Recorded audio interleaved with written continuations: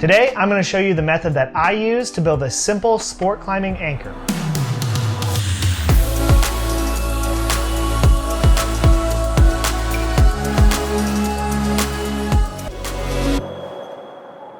The method I'm about to show you is super easy to learn, and it works in just about any sport climbing area. There's a number of reasons why you'd want to build an anchor. Either you've just led a route and now you're going to have a bunch of people top rope it, or you've gotten to the top of a pitch on a multi-pitch climb and now you want to belay your partner up to you. Since it is way too hot to climb outside here this time of year and nobody wants to film me anyways, I'm going to have to build my own anchor to demonstrate.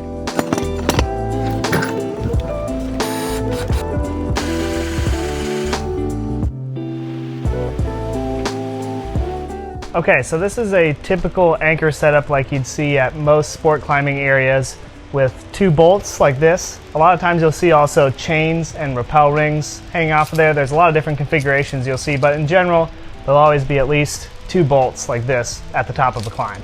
So in order to make a sport climbing anchor, you're gonna need a few things. You're gonna need 3 or 4 locking carabiners, like these screw gate lockers.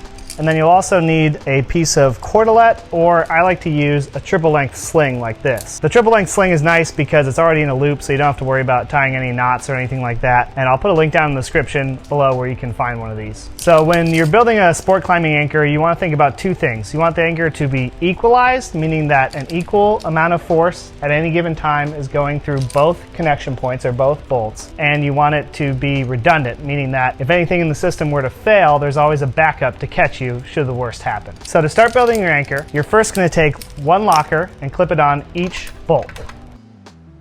Then you're going to take your sling and double it up like this. Just put one twist and then pull out until you have a double sling. Next thing you're going to do is clip one end of the sling into each locker.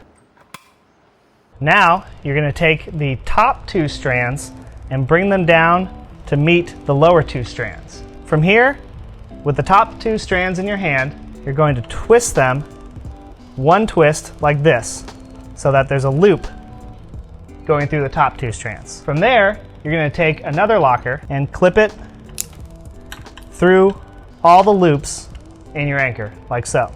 This is the locker that your rope is ultimately going to clip into.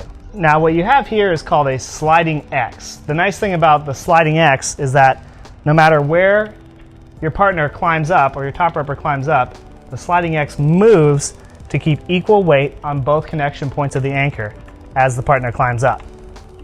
And if one bolt were to fail, like so, the sliding X does not allow the rope to escape from the anchor. So equalized, check, and redundant, check. But we could get a little bit safer. See, the problem with the sliding X is that if one bolt or one locker were to fail, the rope drops a couple feet before being caught by the sling.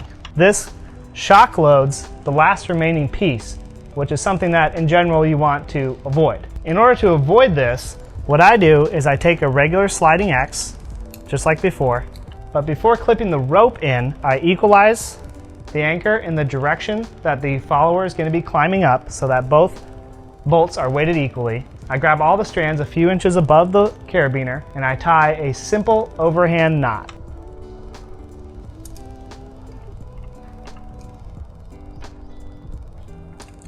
Now, if one bolt were to fail, the rope will not come out of the anchor and it will stay in generally the same place, which will avoid the shock load on this last remaining bolt. When both carabiners are clipped in, it's equalized and it's redundant because if one or the other piece were to fail, the anchor is not shock loaded and the climber remains safe and can be lowered to the ground. If you have a lot of people top roping, you might want to clip a second carabiner through the master point right here. Last thing is make sure you lock all of your carabiners. And then I just like to do one last check, make sure that it's equalized, so it's weighting both pieces equally, and all the carabiners are locked. And now your anchor is complete and you're ready to climb.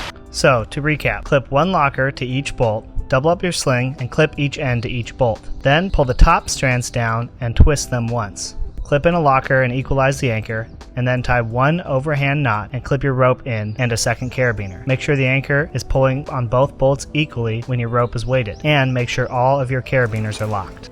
There is a lot more that goes into building a good anchor that you'll learn as you practice and do more research on your own, but hopefully this video provided you with a good overview of the basics. I highly recommend practicing this a whole bunch of times on the ground until it becomes muscle memory. And do not take this up onto the rock unless you are 100% confident that you can do so safely. Thanks so much for watching. Have a great time climbing, stay safe, and as always, stay adventurous.